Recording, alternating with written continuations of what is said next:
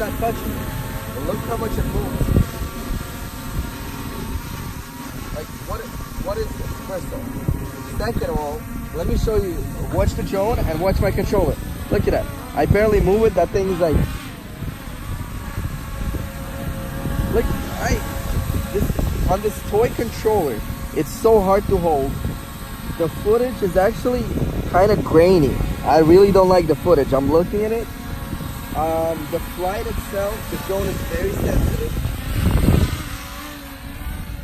It's not 45 miles as they really don't like how it flies, guys. It feels very It's very scary actually. Look at this, guys. Like, see that? It's like has a jumpy movement. Why do you try? Look at it. I'm not even touching it. What this is doing, I have no idea. Like, how are you supposed to shoot footage of this?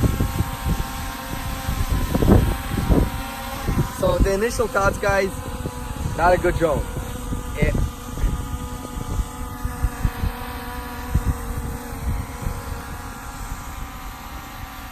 Speechless, guys. Do not buy this drone. Just save your money. Buy something else. Look at that. What's that? Thank you guys for watching. I'll show you how the footage looks, but it looks very grainy.